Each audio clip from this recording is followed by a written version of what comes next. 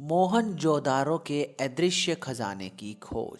अगर आप इतिहास के विद्यार्थी हैं या फिर आप कला के प्रेमी हैं या आप अद्भुत चीज़ों को देखने और रहस्यमय चीज़ों के बारे में जानने के उत्सुक और जिज्ञासु पीपल हैं, तो आज की कहानी आपके लिए है मोहनजोदारो के अदृश्य खजाने की खोज।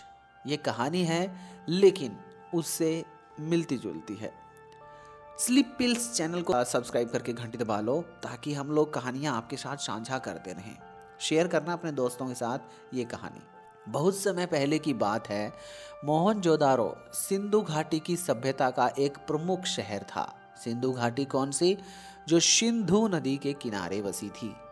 व्यापार करने के लिए नदी का ही सहारा लिया जाता था इधर उधर जाने के लिए, और शहर इसीलिए नदी के किनारे बसे थे ताकि नाव आदि से इधर उधर जाया जा सके। तो देखो, वह शहर अपनी समृद्ध और उन्नति के लिए प्रसिद्ध था। कहते हैं कि मोहनजोदारो के खंडहरों में एक अदृश्य खजाना छुपा हुआ था जिसका कोई पता नहीं था। कुछ लोग कहते थे कि यह खजाना बेशकीमती रत्नों और सोने से भरा हुआ था, जबकि कुछ का मानना था कि यह खजाना ज्ञान और पुरानी विद्या का था जिसे हम उस समय में भूल गए थे। कहानी एक युवक गिरधर की है जो इतिहास का विद्यार्थी है। वह मोहनजोदारो के खंडहरों की खुदाई में रुचि रखता था और हमेशा अपनी दादी से पुराने समय के किस्से सुनता रहता था।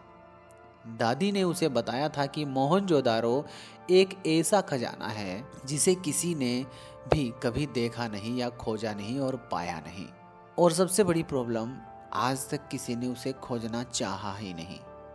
यह खजाना एक अदृश्य शक्ति के रूप में था जिसे केवल एक सच्चा शोधकर्ता ही खोज सकता था। गिरधर ने इस रहस्य को सुलझाने का निश्चय किया और वह अपनी यात्रा पर निकल पड़ा। वह सिंधु घाटी के पुराने खंडहरों में पहुंचा और जहां उसे पुरानी दीवारें, जल आपूर्ति की प्रणालियां और रहस्यमयी निशान मिले, लेकिन खजाना उसे कहीं नहीं मिला। गिरधर ने सोचा, क्या यह सिर्फ एक कल्पना है या फिर इसमें कोई सच्चाई भी है? एक दिन गिरधर को एक पुराना ताम्रपत्र मिला जिस पर कुछ अजीब सी लकीरें उभरी हुई थी।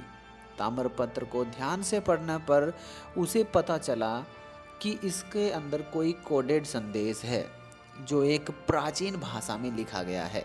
उसने उस भाषा के कुछ शब्दों का अनुवाद किया और पाया कि वह इस संदेश को नहीं पढ़ पा रहा है, लेकिन कोशिश करते करते गिरधर को संदेश में अंदाजा हुआ कि लिखा हुआ है, खजाना तो न रत्नों में है न सोने में, खजाना उस ज्ञान में है जो अब तक खो गया है। जिस स्थान पर नदी के पानी का संगीत गूंजे वहां खजाना मिलेगा। इतना अंदाजा लगने के बाद गिरधर ने इसका मतलब समझने की कोशिश की और वह नदी के किनारे पर पहुंचा।